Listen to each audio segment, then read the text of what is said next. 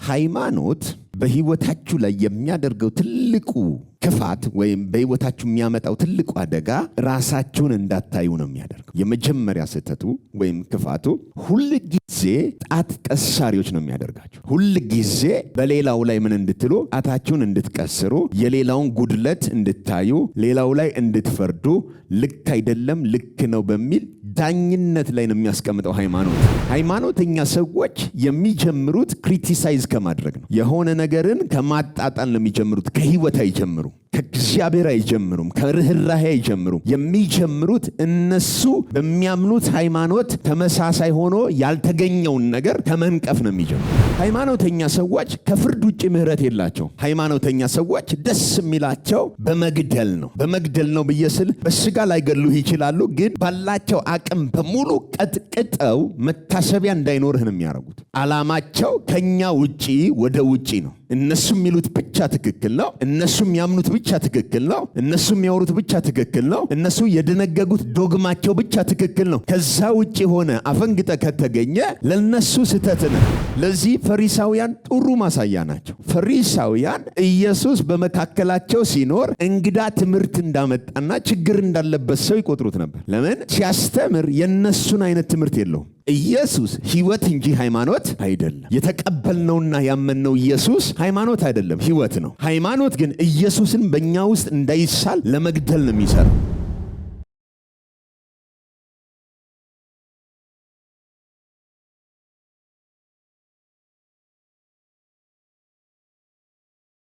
ሃሌሉያ። ሮሜ መጽሐፍ ዛሬ ምዕራፍ 2 እንገባለን። ምዕራፍ 1 ምዕራፍ 3 ላይ ሁለቱን በጋራ ጠቅልሎ የሚኮነንበት ጳውሎስ ስላለ ምዕራፍ 2 ላይ በጋራ ዛሬ እንገባና የምዕራፍ 2ን ጥናት እንጀምራለን። ምዕራፍ 1 ላይ ያልጨረስናቸው ትንሽ ማንሳት ያለብን ግን ምዕራፍ 3 ላይ ከቁጥር 10 ጀምሮ ስለሚደግመው ምዕራፍ 3 ቁጥር 10 ላይ ስንደርስ ወደ ኋላ ተመልሰን እንነካታለን። ለምሳሌ አመጽ፣ ግፍ፣ መመኘት፣ ክፋት ሞላባቸው ምናምን የሚሉትን ባህሪያቶች ሁሉም ኃጢአት ሰርተዋል፣ የእግዚአብሔር ክብር ጎሎታል በሚል የዘጋበትን የምዕራፍ 3ቱን ሐሳብ እንዴት እንዳገናኘው ምዕራፍ 3 ላይ ስንደርስ በደንብ አንድ ላይ እናወራዋለን። በአጠቃላይ ምዕራፍ 1 የአሕዛብ የኑሮ ዘይቤ ምን እንደሚመስል በክርስቶስ ኢየሱስ የማያምኑ ኢየሱስ እንደሚያስፈልጋቸውም የማይቀበሉ ኃጢአተኞች እንዳልሆኑ የሚያስቡ ሐዋርያው ጳውሎስ በዚህ በምዕራፍ 1 ከቁጥር 18 ጀምሮ እስከ 32 ድረስ ዋነኛ ትኩረቱ ኃጢአተኝነታቸውን ማሳየት ብቻ ነው። ምክንያቱም አዳኝ እንደሚያስፈልጋቸው የሚያወራው ምዕራፍ 3 ላይ ነው። አሁን ግን ከምዕራፍ 1 ቁጥር 18 ጀምሮ አሕዛብ የእግዚአብሔር ሕግ ባይኖረውም የሙሴ ሕግ ታቦት ባይኖረውም አባቶች ባይኖሩትም ከኃጢአት ነፃ አይደለህም ነው። ኃጢአተኞች ናችሁ ብሎ የመኮነን ወይም ከኃጢአት በታች የማስቀመጥ መልእክት ነው የያዘው። ምዕራፍ 2 ላይ ደግሞ ሲገባ የአይሁድን የኑሮ ዘይቤ ነው የሚያወራው። አጠቃላይ አይሁዳዊ ምን አይነት አስተሳሰብ እንዳለው የሚያሳይ ነው። ምዕራፍ 2 ሙሉውን አይሁድ ሆነው ግን ደግሞ ሌላውን የሚኮንኑ የአይሁድን ያኗኗር ዘይቤ ነው ያነሳልንና አይሁዶች ደግሞ ትምክታቸው የነበረው ምንድነው? የሙሴ ሕግ አለን፣ አባቶች አሉን፣ ታቦት አለን። ስለዚህ እግዚአብሔር ከኛ ጋር ስለሆነ ኃጢአተኞች አይደለንም፣ አሕዛብ ናቸው ኃጢአተኞች ብለው ነው የሚፈርዱት። ከዚህ የተነሳ ሐዋርያው ጳውሎስ ምዕራፍ 2 ላይ ተመሳሳይ ልክ ምዕራፍ 1 ላይ አሕዛብ በሙሉ ኃጢአተኞች ናችሁ አዳኝ ያስፈልጋቸዋል የሚለውን ነገር እንዳወራው ምዕራፍ 2 ላይ ሲገባ ለአይሁዳዊውም እንዲሁ አንተም ኃጢአተኛ ነህ፣ አትስረቅ ትላለህ እንጂ ትሰርቃለህ፣ ሌላውን የምትኮንንበት ነገር አንተው ራስህ ታደርገዋለህ በማለት ያ አይሁድ ደግሞ የኑሮ ዘይቤ ምን እንደሚመስል ነው የሚያሳየን ማለት። በዚህ በምዕራፍ 2 ጥናታችን ላይ በጣም በዋነኝነት ርዕስ ሰጥቼዋለሁ። የምዕራፍ 2ን ጥናቱን ርዕስ ሰጥቼዋለሁ። ያው ሮሜ ውስጥ ሆኖ ግን ምዕራፍ 2 ላይ ልዩ ርዕስ ሰጥቼዋለሁ። የሃይማኖት ክፋቱ ብየዋለሁ። የሃይማኖት ክፋቱ የሃይማኖት ክፋቱ። ጌታ ይባረክ። ኦኬ፣ ምዕራፍ 2 በጋራ እናንብበው። ከቁጥር 1 እስከ ቁጥር 11 ድረስ ያለውን ጮክ ብለን ደግሞ ረገጥ አድርገን ከምዕራፍ 2 ቁጥር 1 ጀምረን እስከ 11 ድረስ አንድ ላይ እናነበዋለን። 1 3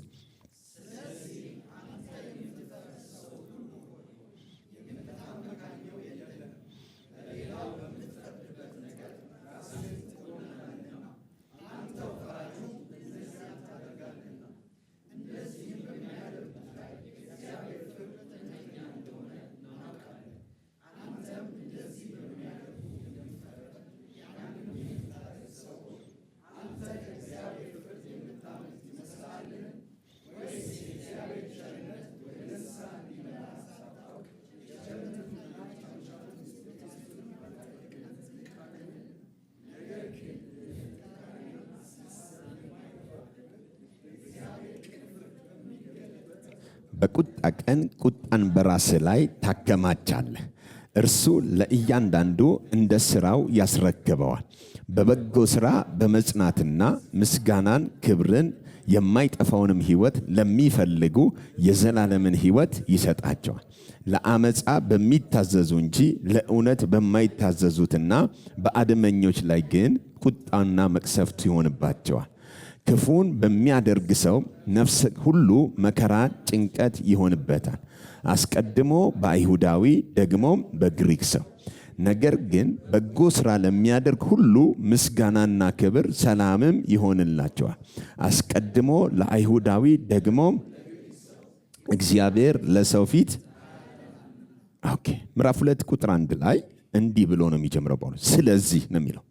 ስለ አንድ ነገር ከዚህ በፊት አወርቷል። ስለዚህ ካለ ምዕራፍ 1 ላይ ከቁጥር 18 ጀምሮ ያወራውን ጠቅልሎ ስለዚህ አንተ ብሎ ፊቱን ወደ አይሁድ ነው የሚያዞረው። ወደ አይሁድ ያዞርና አንተ የምትፈርድ ሰው ሁሉ ሆይ የምታመካኘው የለህም፣ በሌላው በምትፈርድበት ነገር ራስህን ትኮንናለህ። አንተው ፈራጁ እነዚያን ታደርጋለህ። ኦኬ፣ በጥንቃቄ እንድትሰሙ የዛሬውን መልእክት በተለይ ይህችን ምዕራፍ 2 ላይ ወሳኝ ነገር ስለሆነ ብዙ ነገር ይፈውስልናል። ሃይማኖት በህይወታችሁ ላይ የሚያደርገው ትልቁ ክፋት ወይም በህይወታችሁ የሚያመጣው ትልቁ አደጋ ሃይማኖት ራሳችሁን እንዳታዩ ነው የሚያደርገው። የመጀመሪያ ስህተቱ ወይም ክፋቱ ሁሉ ጊዜ ሃይማኖት ራሳችሁን እንድታዩ አያደርጋችሁም። በራሳችሁ ላይ ትኩረት እንድታደርጉ አያደርጋችሁም። ጣት ቀሳሪዎች ነው የሚያደርጋችሁ። ሁሉ ጊዜ በሌላው ላይ ምን እንድትሉ፣ ጣታችሁን እንድትቀስሩ፣ የሌላውን ጉድለት እንድታዩ፣ ሌላው ላይ እንድትፈርዱ፣ ልክ አይደለም ልክ ነው በሚል ዳኝነት ላይ ነው የሚያስቀምጠው ሃይማኖት። ሃይማኖተኛ ሰዎች የሚጀምሩት ክሪቲሳይዝ ከማድረግ ነው።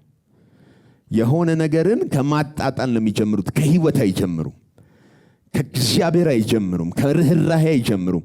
የሚጀምሩት እነሱ በሚያምኑት ሃይማኖት ተመሳሳይ ሆኖ ያልተገኘውን ነገር ከመንቀፍ ነው የሚጀምሩት። አሁን አንተ የምትፈርድ ወይ ብሎ ነው የሚጀምረው ጳውሎስ።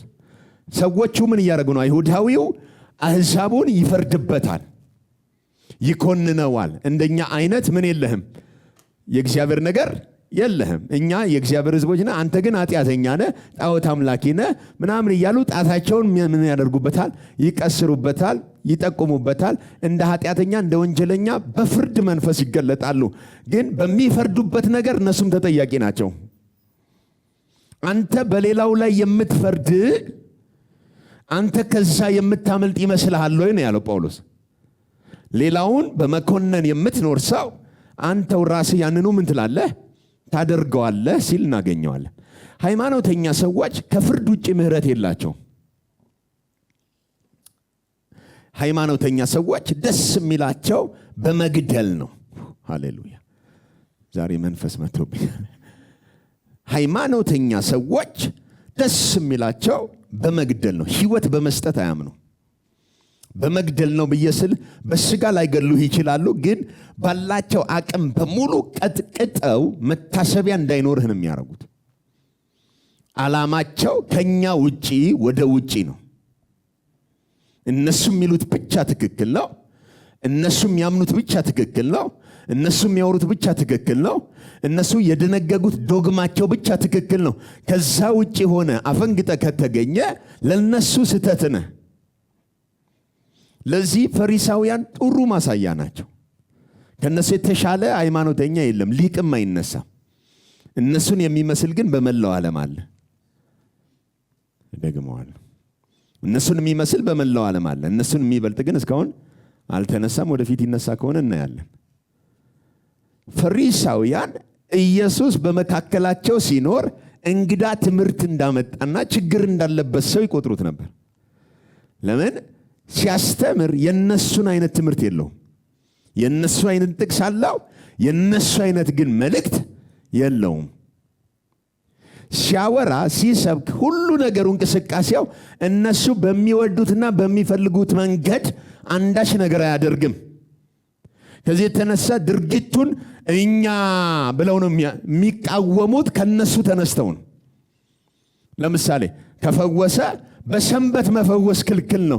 እኛ ከሰኞ እስከ ዓርብ የምንፈውስባቸው ሌሎች ቀኖች አሉ።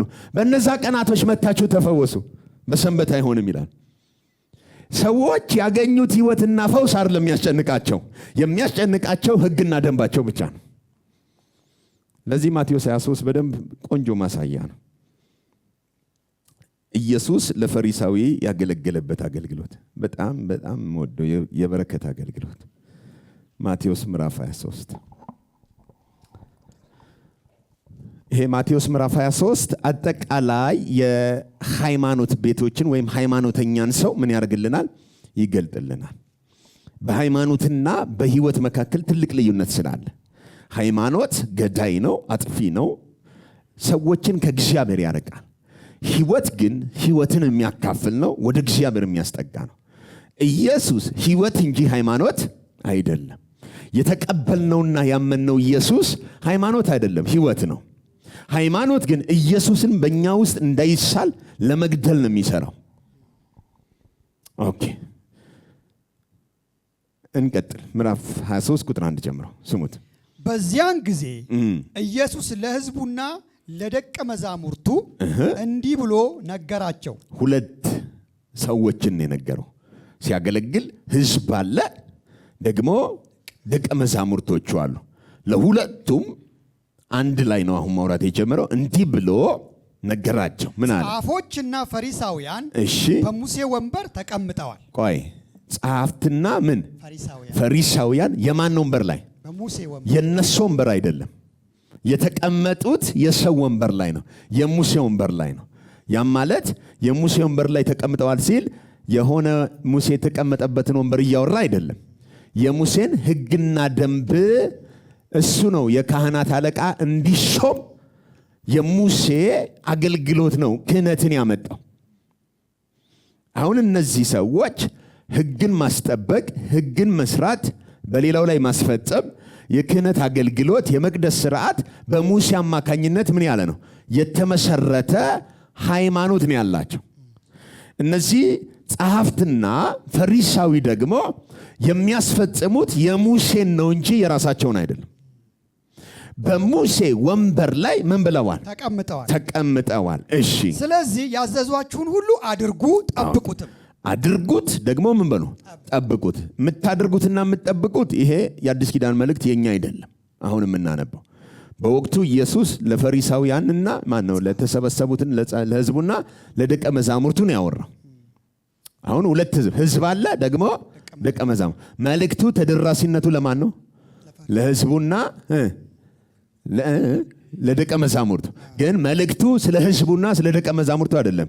መልእክቱ ስለ ጸሐፍትና ስለ ፈሪሳውያን ነው። ስለ ሃይማኖት ሊደሮች ነው። የሃይማኖቱን ቤት እያስጠበቅን ነው፣ ዶግማችንን እያስፈጸምን ነው ለሚሉት ሰዎች ለሕዝቡ ያነቃል ስለነሱ፣ ለደቀ መዛሙርት ያነቃል ስለነሱ። የተቀመጡበት ወንበር ትእዛዙ፣ ሕጉ፣ ደንቡ ከእግዚአብሔር ስለሆነ የሚያዟችሁን ምን በሉት? ጠብቁት። ነገር ግን እየተናገሩ ያደርጉታልና ቆይ ምንድነው ስራቸው? እየተናገሩ ምን አይሉትም? ሃይማኖት ልዩ ባህሪው ይሄ ነው። ያሻል እንጂ አይፈጽመውም ሰው።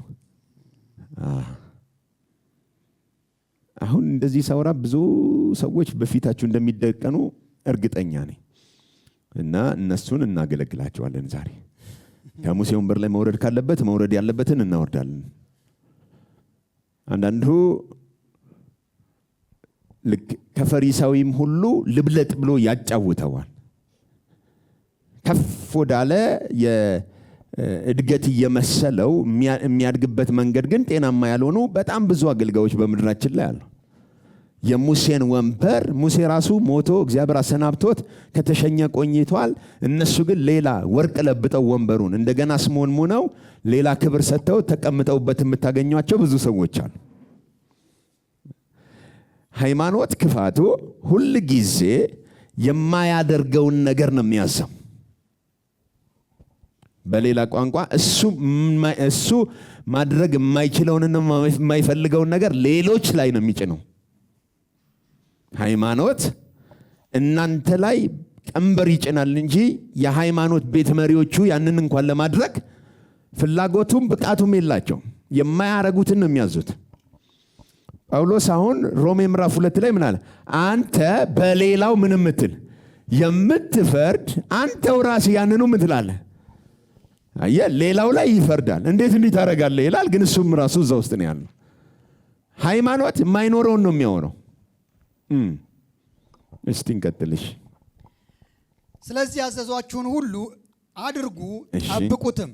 ነገር ግን እየተናገሩ አያደርጉትምና እንደ ስራቸው አታድርጉ። ኦኬ። ስለዚህ አሁን ድርጊታቸውና ንግግራቸው ይለያያል ነው። ሁለት አይነት ማንነት ነው ያላቸው። ሲያወሩ ሌላ ናቸው፣ ሲኖሩ ሌላ ናቸው። የሚኖሩት ማንነታቸውን ይገልጣል፣ የሚያወሩት ግን ተሸፍኗል። ማንኛውም ሰው ከሚኖረው ተነስታችሁ ነው ማንነቱን የሚገልጥላችሁ። የሚያወራው ነገር ማንነቱን ሊገልጥልን አይችልም። ከንግግሩ ጀርባ ድርጊቱ ነው የሚያሳየን። አሁንም እነዚህ ሰዎች የሚያደርጉትን ነገር ምን አትበሉ፣ አታድርጉት። የሚሏችሁ ግን ቃሉ የእግዚአብሔር ስለሆነ የሙሴ ሕግ ስለሆነ አድርጉት። እሺ። ከባድና አስቸጋሪ ሸክም ተብትበው በሰው ትከሻ ላይ ይጭናሉ። ምን ያደርጋሉ? ይጭናሉ። አይ ቆይ አንብቡ፣ ተይዟቸው። ከባድና አስቸጋሪ ምን ሸክም። ከባድ ብቻ አይደለም፣ አስቸጋሪ ደግሞ ምን ሸክም ምን ብለው ተብትበው ማን ላይ ይጭናሉ? በሰው ትከሻ ላይ ይጭናሉ። በቃ አገልግሎታቸው ነው፣ ብቃታቸው፣ የሃይማኖት ብቃቱ ይሄ ነው። ተብትበው ነው፣ አስረው ነው፣ ሸክም ነው ነው የሚለን። ሸክም ከሆነ ለሰው አያስቡም። እኔ ሰው ላይ መጫናቸውን አይደለም የሚነግረን። እስቲ ቀጥሎ ስሙት። ይጭናሉ ብለው ቀጥሎስ እነርሱ ግን በጣታቸው እንኳን ሊነኩት አይወዱም። ቆይ የሃይማኖትና የህይወት ልዩነት እንድናይ ኢየሱስ እናንተ ሸክም የከበዳችሁ ወደ ማን? ወደ እኔ ኑ ነው ያለው። ኢየሱስ ህይወት ስለሆነ ሸክም አቅላይ ነው። ሃይማኖትስ ሸክም ጫይ ነው። መፍረስ አለበት ከእያንዳንዳችን ነፍስ ላይ። ሳናቀው ራሱ የቀረ ርዝራሽ ሃይማኖት መውለቅ አለበት። እናንተ አለ። ሌሎች እኮ አሉ፣ ፈሪሳዊ አለ፣ ጸሐፍት አለ፣ መምህራኖች አለ፣ የካህናት አለቆች። እነሱ ያስተማሯቸው ሰዎች ምንድነው የጫኑባቸው? ሸክም። ህይወት አላካፈሏቸውም። ኢየሱስ ደግሞ መጣና በፈሪሳውያን መካከል እናንተ ሸክም የከበዳችሁ ወደ እኔ ምን በሉ ኑ፣ እኔ ምን እላችኋለሁ። ህይወት የሆነው ኢየሱስ አሳራፊ ነው። ሃይማኖት ግን ሁልጊዜ ቀንበር ጫኝ ነው። ታስባይ ሃይማኖትን መጥላት ያለብን ለዛ በሰዎች ላይ ቀንበር ነው የሚጭነው። መኮነን ብቻ ደግሞ እሱ በጣቱ የማይነካውን ነገር ይጭንና ባለመድረግ ይኮንናል። ባለመታዘዛችሁ ያንን ማድረግ ባለመቻላችሁ ይኮንናል። ኢየሱስ ግን በሰው ላይ ጣቱን አይጥቀድ። ና ወደ እኔ ነው የሚለው። ሸክም ሆኖብሃል፣ ና ወደ እኔ መፍትሄ ነኝ። አንተ አቅቶሃል፣ ና እኔ ያሳርፍሃለሁ። ወደ እኔ የመጣ ሁሉ ቀንበሩ ከላው ላይ ይወልቅለታል። ሃሌሉያ። ብዙዎቻችን እኮ እግዚአብሔር በክርስቶስ ኢየሱስ ጸጋ ከላያችን ላይ ያስወገደው ቀንበር ወደር የለውም። ተነግሮ ሁሉ አያልቅም። አንዳንዱ ቆም ብለን ማሰብ ብንጀምር በፍቅር እያለቀሰን እግዚአብሔርን በመባረክ ጊዜ ሁሉ ላይ በቃን ይችላል። ምን አይነት ርህራሄ እንዳለው በእኛ አለማወቅ፣ በእኛ ጨለምተኝነት አስተሳሰብ እግዚአብሔር ላይ ራሱ ስናመት ስንሳደብ የማይሆን ከንቱ ነገሮችን እየተናገርን የለህማ አለሃ በራይት በኤክስ ስናኖረው ስንሽረው እየታገሰ ህይወታችንን አባብሎ ወደ ልጁ ያመጣን አምላክ ነው ያለን። ሃሌሉያ። በጣቱ ሊነካው የማይወደውን የሚያዝነው ሃይማኖት አያደርጉትም። እነሱ ደግሞ በጣታቸው እንኳን ሊነኩት ምን አይወዱም። እሺ፣ ለሰውም እንዲታዩ ሁሌ ሃይማኖት አርቲፊሻል ነው፣ ግብዝ ነው። ውስጡ መፈጸም የማይችለውን ሰው ፊት ብቻ ነው አርቲፊሻል የሆነ ነገር የሚያደርግ። ለሰው ፊት ምን እንዲሉ እንዲታዩ ስራቸውን ሁሉ ያደርጋሉ። ስራቸውን ሁሉ ምን ይሉታል? ያደርጋሉ። ኦኬ፣ ስራቸው ማን እንዲያይላቸው ነው የሚያደርጉት? ሰው ከሌላ ያደርጉት። ወይም ደግሞ በደንብ ስሙ፣ ሰው እንዲያያቸው ያደርጋሉ፣ አሊያም ደግሞ ሰው እንዳያያቸው ያደርጋሉ። ላዙረው ሰው እንዲያያቸው በመባል በሚፈልጉት ሆነ መወቀስ እንዳይችሉ እንዳይፈልጉ ደግሞ ሰው ሳያያቸው የሚያደርጉት ማዕት ነገር አለ። ሁሌ ጉዳያቸው ከታይታ ጋር ነው። ግብዝነት ጭምብል ውስጣቸው ስላለ። እስቲ ሃይማኖትን በሉ እጠላለሁ፣ ኢየሱስን እወደዋለሁ። አይሰማም ድምጻቸው። እስኪ ጮክ በልና ሃይማኖትን እጠላለሁ፣ ኢየሱስን እወደዋለሁ። ድገሙት። ሃይማኖትን እጠላለሁ፣ ኢየሱስን እወዳለሁ። የመጨረሻ ሃይማኖትን እጠላለሁ፣ ኢየሱስን እወዳለሁ። በቃ ይሄን አሁን ዝም ብለህ ቲክቶክ ላይ ወይ ፌስቡክ ላይ ብፖስተው ብዙ ሰው ያነጋግራል። ሃይማኖትን እጠላለሁ፣ ኢየሱስን እወዳለሁ። ምን እንትን እኮ ነው የጥበብ ቃል እየሰጣችሁ ታክሲ ያዝን ምናምን ብላችሁ ከምትፖስቱ ብዬ ነው። አንዳንድ ታክሲ ውስጥ ገባን፣ ወደ እንትን እየሄድን ነው፣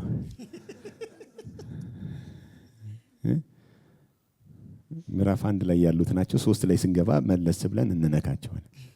ይኸውላችሁ አሁን ወደ ቸርች እየገባን ነው።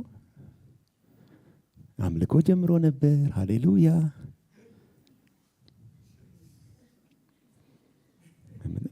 ሃይማኖትን ምን ነው? አየህ፣ ሃይማኖት ሁሌ ምንድነው? እኔ ቸርች ሄዳለሁ ነው። እናንተ ወቁ። እሺ፣ እናንተ እኔ ቸርች ምን እላለሁ?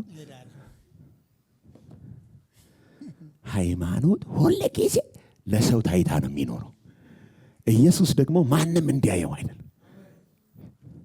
ብታየው ራሱ ወይኔ መጡብኝ ብሎ አይደበቅም። አይታችሁታል። ኢየሱስ ብቻውን ከሳምራዊቷ ሴት ጋር ሲነጋገር ደቀ መዛሙርቱ መጡና ኧረ ችክዬ ጀነጀነ ነው አሉ ከርቀት።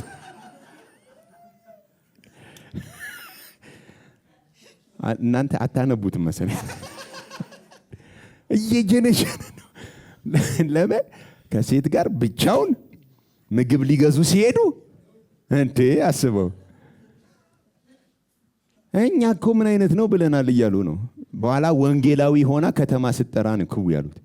በስመ አብ ወይ ጌታ ይቅር በለኝ አሉት።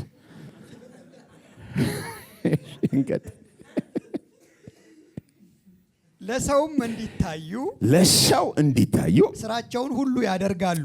እሺ፣ ስለዚህ አሽክንታባቸውን ያሰፋሉ፣ አሽንክታባቸውን ያሰፋሉ፣ ዘርፉንም ያስረዝማሉ፣ ዘርፋቸውን ደግሞ የቀሚሱን ያስረዝማሉ። እሺ፣ በምሳም የከበሬታ ስፍራ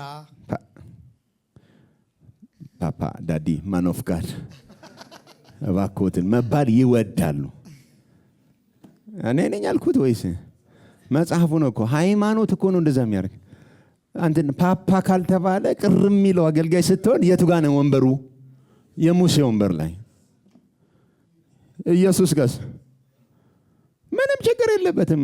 ና ዘኪው ዛሬ አብሬህ ነው ምሳ በበላው ቤት እንሂድ ምንም ችግር የለበትም።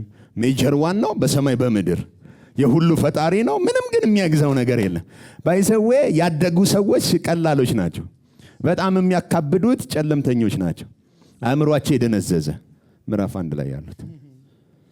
እሺ እንቀጥል። በምሳም የከበሬታ ስፍራ ምሳ የመጀመሪያው ወንበር ይፈልጋሉ። እሺ በምኩራብም የከበሬታ ወንበር በምኩራብም የከበሬታ ወንበር ይፈልጋሉ። እሺ ገበያም ሰላምታና በገበያ መካከል ወይ መንደር ላይ ሰፈር ላይ ምናምን ሲገኙ ደግሞ ምን ይፈልጋሉ? ሰላምታና መምህር ሆይ ተብለው እንዲጠሩ ይወዳሉ። እሺ እናንተ ግን አሁን እናንተ ግን ካለ የትነቱን ነው? ሁለቱንም ህዝቡንና ደቀ መዛሙርቱን እንዲህ አላቸው ነው እያለ ያለው። ስለዚህ አሁን እናንተ ግን ካለ ጉባኤ ውስጥ ያሉትን በሙሉ እናንተ ግን እሺ መምህር ተብላችሁ አትጠሩ። መምህር ተብላችሁ አትጠሩ። እሺ መምህራችሁ አንድ ስለሆነ። መምህራችሁ ስንት ነው? አንድ ነው። እናንተም ሁላችሁ ወንድማማች ናችሁ። ሌሎቻችሁ በሙሉ ደግሞ ህዝቡም ደቀ መዛሙርቱም አንድ ላይ አይሁዳዊ በሙሉ ወንድማማች ነው። መምህር ከመጣ ደግሞ አባብላታለሁ፣ ወደ ምድረ በዳ ወስዳታለሁ፣ ለልቧ በዛ እናገራት፣ አስተምራቸው ዘንድ መልካም መንፈስት። አስተማሪው አንድ ነው። መምህር ተብሎ ሌላው ምን አይባል አይጠራ። በዛ ክብር ምን አይበል አይመላለስ። እሺ አባታችሁ አንድ ነው አባታችሁ፣ እርሱም የሰማዩ ነው። እርሱ ደግሞ የሰማዩ ነው። በምድር ላይ ማንንም አባት ብላችሁ አትጥሩ። አሜን። ምን ብላችሁ? አባት ብላችሁ አትጥሩ። ምድር ላይ ማንንም ምን ብላችሁ? የስጋ አባት ነው እያወራ ያለው አይደለም። የስጋ አባቶችም አሏቸው እኮ፣ ግን ፓፓ አትበሉ ነው እኮ። ዳዲ አትበሉ። የኔ መጽሐፍ ነው እንደዚህ የሚለው መሰለኝ። የእናንተ ላይ ግልጽ እኮ ነው። ማንንም አባ አትበሉ።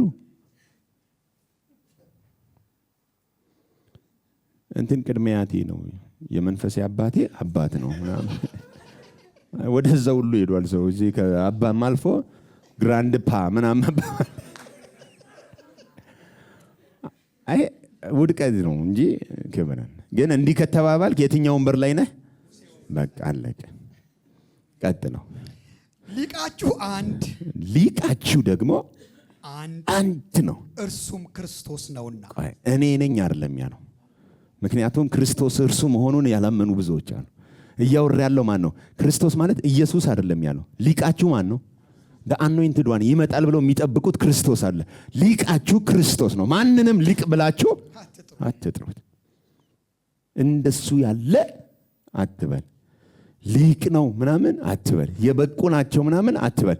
አንድ ነው የበቃ ክርስቶስ የሚባል። ከሱ ውጭ ማንም ሊቅ አሁን እዚህ ማለት ከሱ ውጭ ማንም ሊቅ እሱ ባይኖር እንደውም እኛ የለንም። እኛ እንዲህ የመሰባሰባችን ልዩ ጥቅሞ ልዩ ክብሮ ለእኛ እኮ አይደለም፣ እሱ ነው።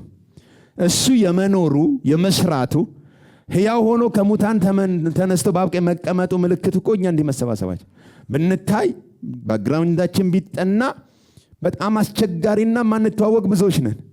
ግን ደግሞ አንድ ኮመን የሆነ ግራውንድ አለን። ኢየሱስ የሚባለው አስማምቶናል። የገባብን መንፈስ አንድ አድርጎናል። በብሔር በዘር በምናምን ማንተዋወቅ በክርስቶስ ግን አንድ ሆነናል። ሃሌሉያ! ከዚህ በላይ ሊቅ የለም። ለሁሉም እንደየስራው ሳይሆን ለሁሉም ስራውን ሰጥቶ አንድ ያደረገን። አሜን። እሺ እንቀጥል። ሊቃችሁ አንድ እርሱም ክርስቶስ ነውና እሺ ሊቃውንት ተብላችሁ አትጠሩ። እሺ ሊቃውንት ምናምን አትበሉ። ዲበኩሉ አትበሉ። መጽሐፉ ነው የሚለው። እሺ ከናንተም የሚበልጠው ከናንተ በጣም ከፍ ያለው ሜጀር ዋን አገልጋያችሁ ይሆናል። ዝቅ ብሎ አገልግሉ። ለካንተ የከፍታ ምንጩ ማገልገል ነው። በጣም ከፍ ስትል ምንድነው የምትሆነው? አገልጋይ ነው። በጣም ዝቅ ስትል ደግሞ ተገልጋይ ነው። ተገልጋይ ማለት ህዝቡን ሁሉ መተህ አገልግሉኝ፣ እግሬን እጠቡልኝ ነው የምትለው። ሃይማኖት እንደዛ ነው የሚያደርገው።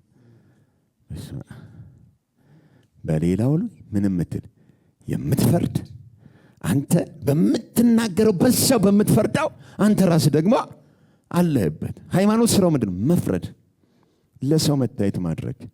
ኦኬ ቁጥር 13 እናንተ ግብዞች አሁን እናንተ ምኖች አፈሙዙን እያዞረው ነው። ቅድም ለደቀ መዛሙርቱና ለሕዝቡን ያወራው፣ አሁን ግን ማርሹን ቀይሯል። እናንተ ግብዞች ካለ ሌላ ቡድን ነው። ማና ናቸው? ጸሐፎችና ፈሪሳውያን። ጸሐፍትና ምን? ስለዚህ አሁን ጉባኤ ውስጥ ለካ 4 ግሩፕ ነው ያለው። አንደኛው ደቀ መዝሙር የሚባል ነው፣ ሁለተኛው ሕዝብ የሚባል ነው፣ ሶስተኛው ፈሪሳዊ የሚባል ነው፣ ጸሐፍት የሚባል፣ አራተኛው ደግሞ ተናጋሪው ኢየሱስ ነው። እነዚህ 4ቱ አንድ ጉባኤ ውስጥ ነው። ስለዚህ ሲያወራ አሁን ለደቀ መዛሙርቱና ለሕዝቡ መልእክቱ ሌላ ነው። ወደ ፈሪሳውያን ሲዞር፣ ወደ ጸሐፍት ሲዞር ግን መልእክቱ ከፍ ያለ ነው። መገለጡ ይጨምራል፣ ጥልቀት አለው። ምን ይላል እስኪ? እናንተ ግብዞች፣ እሺ፣ ጸሐፎችና ፈሪሳውያን፣ እሺ፣ መንግሥተ ሰማያትን በሰው ፊት ስለምትዘጉ። ማዳጋሻ ካታካሳ ሃይማኖት ስራው ምንድነው? መዝጋት ነው። አያስገባም። በሰው ፊት ምን ስለምታረጉ? ስለምትዘጉ። ወየውላችሁ። እናንተ አትገቡም። የመጀመሪያ ምን አትሉም? አትገቡ። ቁርጥሽን ወቂ ነው። እናንተም አትገቡም፣ የሚገቡትንም እንዳይገቡ ትከለክላላችሁ። ስለዚህ አሁን ሃይማኖት ስራው ምንድነው? ሃይማኖት፣ የትኛውም ሃይማኖት ሰዎችን ወደ እግዚአብሔር መንግስት ምን አይልም? አይወስድም፣ አያደርስም፣ አያስገባም። አለማስገባቱ ብቻ አይደለም፣ ሰዎች እንዳይገቡ ደግሞ በር ይዘጋል።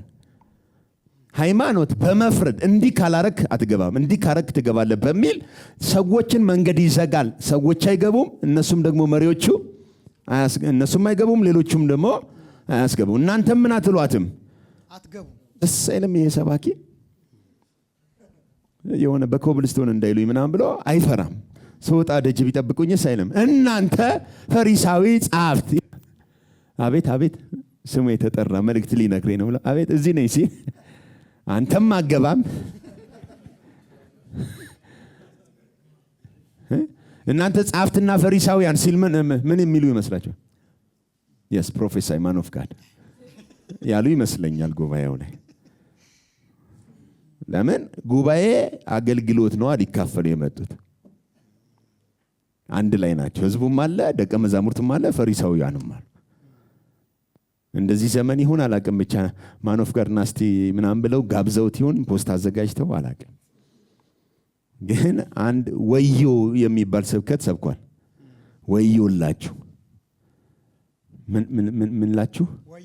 ወየውላችሁ። ዛቻ ነው ማለት። ወየውላችሁ ማለት በቃ ምንም ከዛ ከፍርድ የምታመልጡበት ነገር የለም። ወየውላችሁ። እሺ፣ እናንተ ግብዞች፣ እሺ፣ ጸሐፎችና ፈሪሳውያን። ደገመው። እሺ፣ በጸሎት ርዝመት እያመካኛችሁ። በምን ርዝመት? በጸሎት ርዝመት። ሃይማኖት በጣም ደስ የሚለው ረጅም ሰዓት ሲጸልይ ነው። ጌታዊ ስም ይባረክ፣ ሃሌሉያ ምናምን 5 ደቂቃ ጸልይ ከወጣ አንተ ችግር አለብህ። አሁን በጣም የሚያስገርም ነገር ልንገራቸው። ብዙ እነዚህ አሜሪካን፣ አውሮፓ ምናምን ያሉ ክርስቲያኖችን ስታያቸው 2 ደቂቃ ነው የሚጸልዩት፣ ከበዛ 5 ደቂቃ። ውጤቱ መዓት ነው። እኛ ተንበርክከን ነው የምንውለው።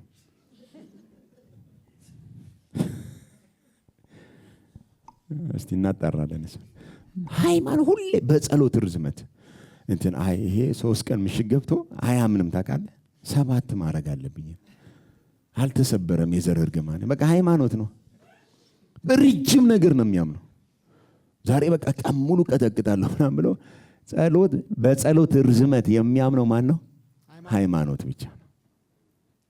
ያ ማለት ረጅም ሰዓት አትጸልዩ አልኩኝ አላልኩኝ? አማኝ እኮ ከጸሎት ውጪም አይኖርም። አማኝ ከጸሎት ውጪ አይኖርም። እንደገና አማኝ ጸሎት ውስጥም አይኖርም። እሺ ላብራራው። ከጸሎት ውጪ አይኖርም ማለት እንደ ሃይማኖት ረጅም ሰዓት የጸሎት ሰዓቴ ነው እንዳታንኳኩ እንዳረብሺ ብሎ አይውልም።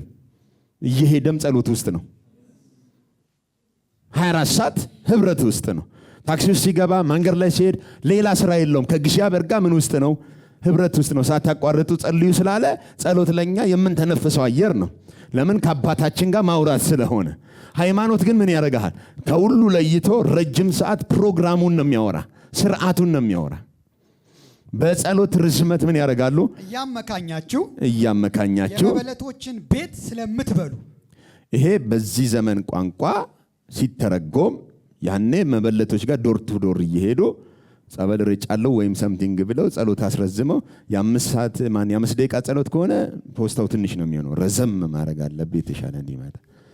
አሁን ደግሞ ገስታው ስግባና እንዴት አድርጌ እንደምወዘውዝል ረጅም ሰዓት ነው ፈጀው። ፐርሰናል ነው መጸልይ ይላል። ፐርሰናል ከሆነ ፐርሰናል ይሆናል ዋጋ።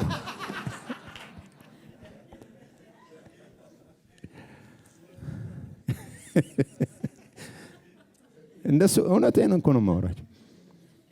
እንትኑ ወደ አንዳንዴ መማር አለብና ከዛ አውጥተን አሁን ይሄ የዚህ ዘመን ቋንቋና አገልግሎት ቢሆን ምንድነው የሚሆነው? እንደነሱ መበለት ቤት እኮ አይሄዱም። ነግቢ ነው የሚሉሽ። ረጅም ሰዓት ነው። ስንት ነው ያንቺ? ባለ 3000 ነው። ተሳክቷል። ሂጂ የ3 ሰዓት ከሆነ ለምን 5 ደቂቃ እንደዚህ ሲነኩ በ5 ደቂቃ ውስጥ እንደዚህ በነኩበት በጣም ብዙ ሰው ያስተናግዳል። ካልኩሌተር ረጅም ሰዓት የምትፈጅ ከሆነ እንትኑ መጨመር አለበት። ካልሆነ ገቢ እየተቋረጠ ነው። አሜን በል።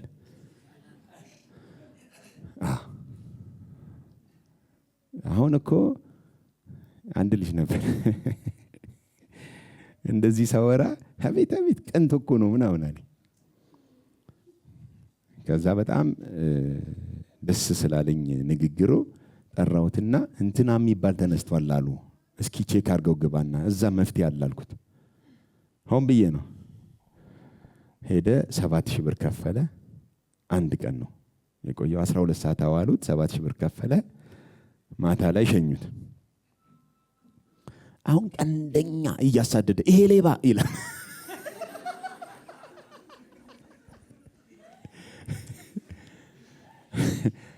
ሞኝ ከራሱ ውድቀት ነው የሚማረው። ብልጥ ደግሞ ከሌላ ውድቀት ይማራል። እና አሁንም አንዳንዶቻችሁ የሆነ ነገር እያሰባችሁ ስላላችሁ ዱብ አድርጓት። እንትን ኮብልስቶን አስቀምጡና በስነ ስርዓቱ ጌታ እንደዚህ ይላችኋል፣ ይሄ ማለት ነው ብሏቸዋል። ግልጽ የሆነ በጸሎት ሰበብ በሃይማኖት ሰበብ የሚደረግ ምንድን ነው? ብዝበዛ ነው። መበለቶችን ነው የሚለው። መበለት ምን አይነት ሴት ነች? ባል የሌላት አይደል እንዴ? ኦኬ፣ እርዳታ የሚያስፈልጋት የብዙ እንትን ህመም ውስጥ ናት፣ ሐዘን ውስጥ ናት፣ በብዙ ችግር ውስጥ የምታልፍ ናት። ልጅ ትሎባት ሄዶ ሊሆን ይችላል። መታገዝ ያለባትን እነሱ አይምሩልህም። ሃይማኖት ክፋቱ ምንም ውስጥ አያገባውም። የራሱን ጥቅም ብቻ ነው የሚያየው። ስንት ይዘሻል ነው እንጂ ስንት ያስፈልግሻል አይልም። ኢየሱስ ደግሞ አደርግልህ ዘንድ ምን ትወዳለህ ይላል። ካንተ አይፈልግም፣ ላንተ ነው የሚያካፍለው። ህይወት ሁልጊዜ ሰጥቶ ነው። ከዛስ ፍቅሩ ነክቶ ለእንዲህ አይነቱማ ብላ ህይወትን ትሰጠዋል። ሃይማኖትስ ይቀበልህና ቀጥቅጡት ነው የሚለው። አልተሳካም እኮ የእግዚአብሔር ሰው ብለህ ተመልሰህ ከሄድክ በህይወት ቆርጠ ነው።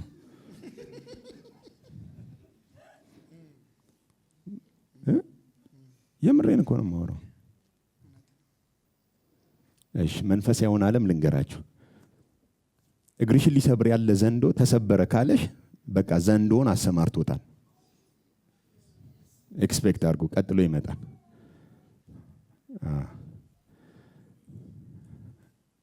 እንዴ ምናምን ብለህ ክው ካልክ በር ከፍተሃል፣ ሰላም ለኪ ብሎ ይነድፋል። ኢን ክራይስት ያለህን ማንነት ስታገን ኖ እኔ ውስጥ የሚታየኝ ክራይስት ነው።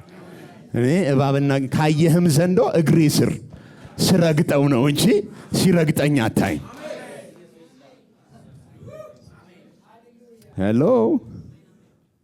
ምክንያቱም ስፒሪት ወርልድ ላይ ፊር ነው የሚለቀው። መጀመሪያ ሰይጣን ፍርሃት ባንተ ህይወት ላይ ይለቃል።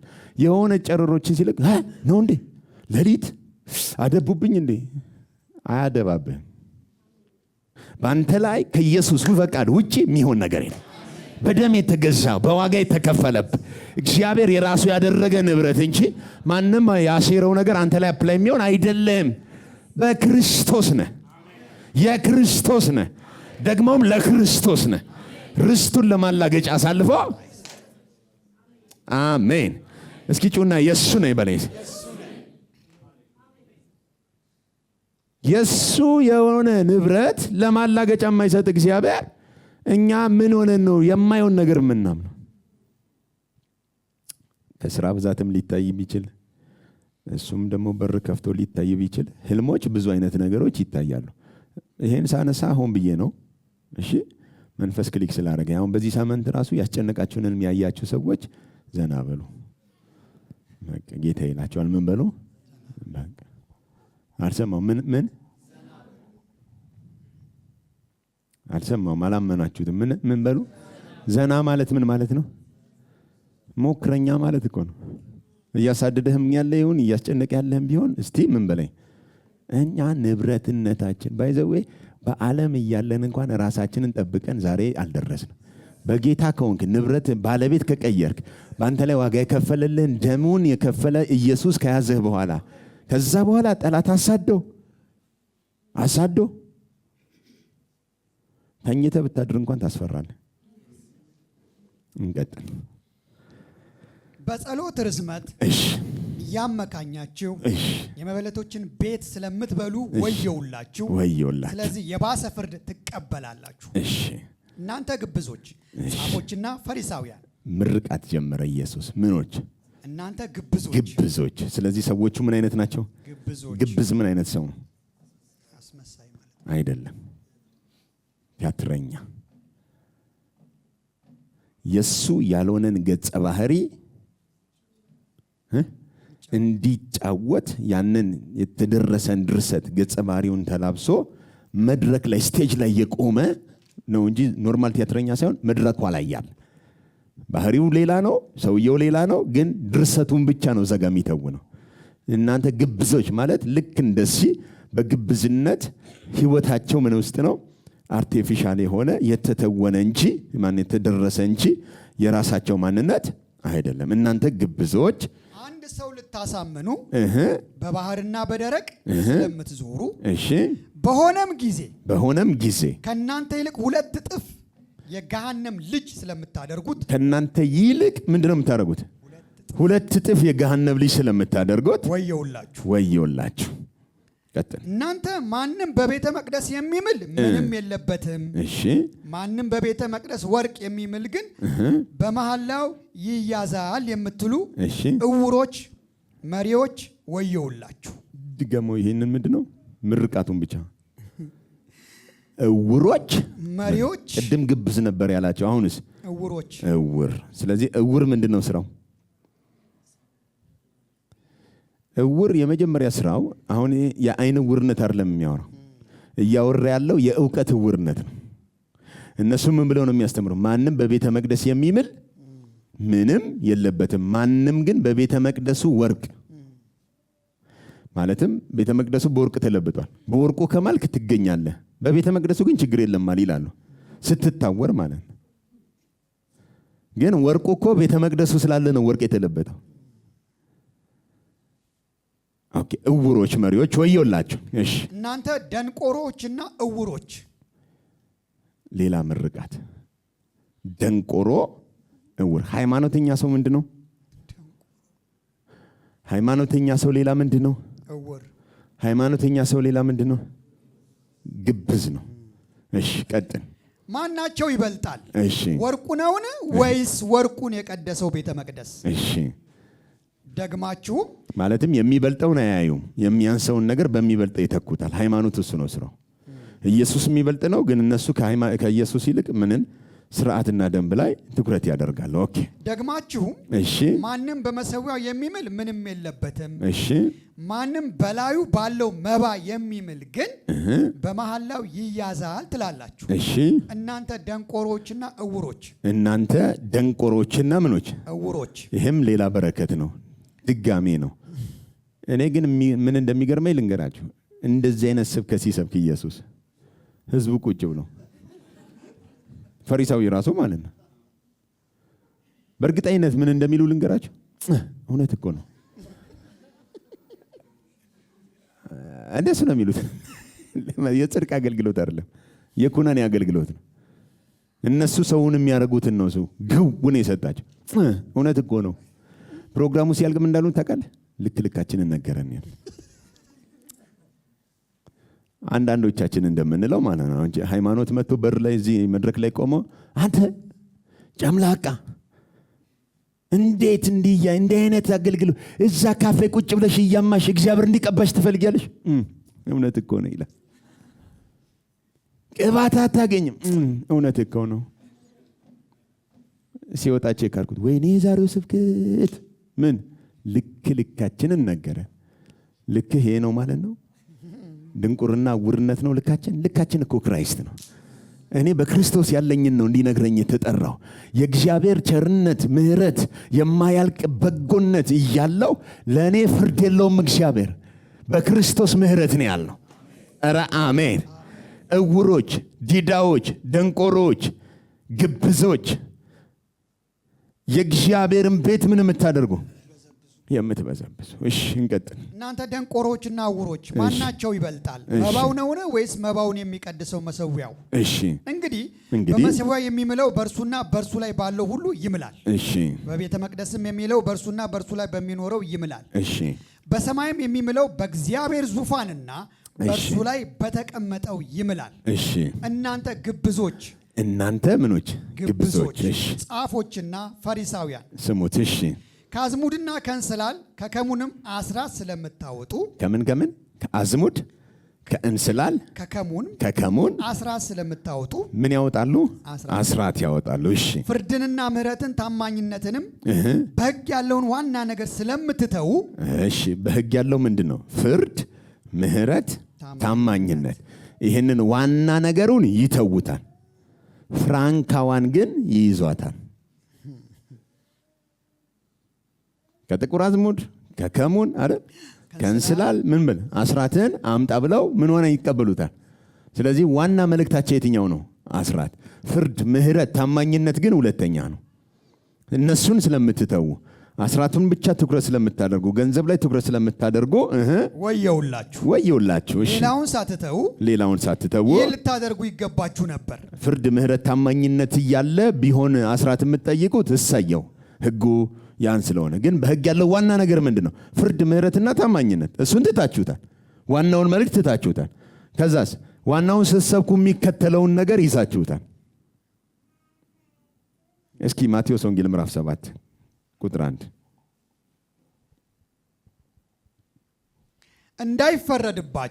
እንዳይፈረድባችሁ አትፍረዱ። እሺ ምን አትበሉ? አትፍረዱ። ኦኬ ስቲል ለማን ነው እያወራ ያለው? ለቸርች አይደለም እያወራ ያለው። ከፋፍሎን ተምራችኋል ብዙዎቻችሁ። እያወራ ያለው ለተራራው ስር ለተሰበሰቡ አይሁዳውያን ናቸው። አይሁድ ስራው ምን ስለሆነ ነው? መፍረድ ነው። ሃይማኖት ሌላው ላይ ጣት እየጠቆመ መቀጥቀጥ ብቻ ነው። አትፍረዱ። ምን እንባችኋል? በምትፈርዱበት ፍርድ ይፈረድባችኋልና፣ በምትሰፍሩበት መስፈሪያ ይሰፈርባችኋል። በወንድምህም ዓይን ያለውን ጉድፍ ስለምን ታያለህ? ኦኬ ሃይማኖት ሁሌ ምንድን ነው የሚያየው? ሌላው ላይ ያለውን ትንሽዬ እንከን ጉድፍ ነው የሚያየው። እሺ በወንድምህ ዓይን ያለውን ጉድፍ ስለምን ታያለህ? በዓይንህ ግን ያለውን ምሰሶ ስለምን አትመለከትም? ምሰሶ ምንድን ነው? ይሄኛው ፖሎ አይደል? አዎ ይሄ ፖሎ አሁን ትልቅ ነው። እሺ እኔ እዚህ ጋር እኔ ላይ ያለ ቆሻሻ ነው የሚታየው፣ ይሄኛው ነው የሚታየው። ሰውየው ትልቅ የምሰሶ አለበት ለው ላይ ግን የራሱን ምን አይንም። ሃይማኖት ስራው ይሄ ነው። እና ጴንጤዎች ምን እንደሚያሳዝኑ ልንገራችሁ። ትልቅ የምሰሶ ያለበት ሰውዬ አንተ እንዲህ ነህ ሲለው እንዴት እንዲህ ይለኛል ብሎ ይናደዳል ሰውዬው።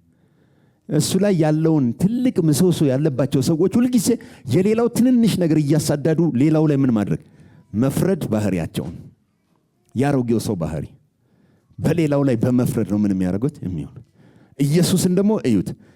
በትልቅ ወንጀል የተያዘች በዝሙት ሲያገኝ እጄ ገባሽ አይደለም ያለው። ሊፈርዱባት ያሉ የሙሴን ሕግ ማዕከል አድርገው ሙሴ እንዲህ ብሎናል፣ ይኸው እጅ ከፍንጅ ይዘትናታል፣ ምን ትላለህ አንተ? ድንጋዮቹን እኮ ይዟል።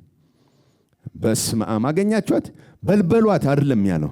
ከእናንተ መካከል ኃጢአት የሌለበት ምሰሶ የሌለበት ምን ይበል ይንዘር ሲል ሁሉም ምሰሶው ትዝ አለው። እኔም አለብኝ እያለ ጥሎ ነው ሄደው። ግን አንድ ሰውዬ ብቻውን ቀርቷል። ምሰሶ የሌለበት ኃጢአት ሰርቶ ማያውቅ አይሁዳዊ የሆነ የሙሴን ሕግ ማስፈጸም የሚችል እንዲህ ነው ያላት እሱ። እኔም ሃሌሉያ ከነሱ ያስተፋሽ እግዚአብሔር እጄ ላይ ጣለሽ። ሃሌሉያ ስሙ ይባረክ። በእኔ ልፈንክትሽ አይደለም ያለው፣ አልፈርድብሽም። ምን አልልብሽም? አልፈርድብሽም። ሃሌሉያ እግዚአብሔር በክርስቶስ ፍርድ አይደለም ያመጣው፣ ምህረት ነው ያመጣው። ሃይማኖት ግን ሁልጊዜ ምንድን ነው የሚያደርገው? በሌላው ላይ ያለውን እያሳየ የራስን እንዳናይ ነው የሚያደርገው። በፍርድ እንድንመላለስ፣ ሌላውን እንድንኮንን፣ የራሳችን እንዳይታየን ነው የሚያደርገው። ይህ አይነቱ የህይወት መስመር የሃይማኖት ቤት እንጂ የህይወት ቤት አይደለም። ህይወት ሁልጊዜ ምንድን ነው የሚያደርገው? ህይወትን ያካፍላል። ዮሐንስ ወንጌል ምዕራፍ 3 አገኛችሁ? ቁጥር 16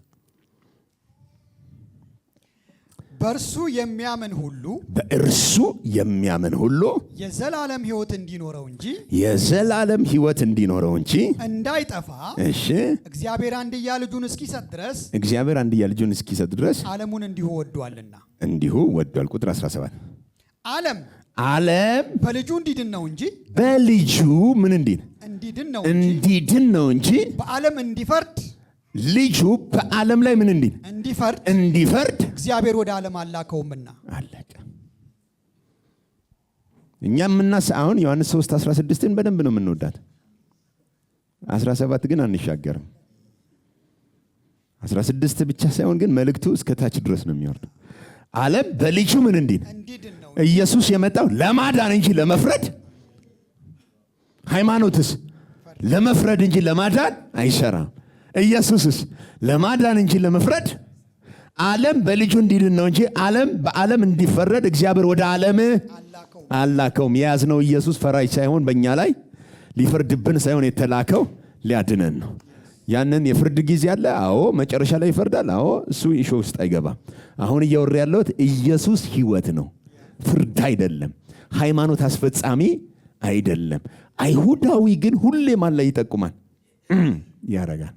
ሃይማኖት ስራው ያ ስለሆነ ጳውሎስ ምን አለ? ስለዚህ አንተ የምትፈርድ ሰው ሆይ፣ ምን የምትፈርድ ሰው ሆይ የምታመካኘው የለህም። ወደ አንተ ሲመጣ ማመካኛ በሌላው በምትፈርድበት ነገር ራስን ትኮንናለህ። አንተው ፈራጅ እነዚያኑ ታደርጋለህ። ከእንደዚህ አይነት ህይወት እግዚአብሔር ያውጣል። ኢየሱስ ለሌሎች ባለው ምህረት የምህረትን መንፈስ እያካፈልን መኖር ይሆንልን። ሃይማኖት ሁልጊዜ በሰዎች ላይ መፍረድ፣ የሰዎችን ህይወት ለግሉ መጠቀም ብቻ ነው። ህይወት ብቻ ነው ለሌላው የሚኖረው። ሃይማኖት ሌሎቹን ለሱ መቆም ነው የሚያኖራቸው። እሱን የሚነካው ነገር ከተገኘ ሁልጊዜ ይገላቸዋል። ህይወት ግን ይቀጥላል። ሊፈርድ ሳይሆን ምን ሊያደርግ ስለመጣ? ሊያድን ስለመጣ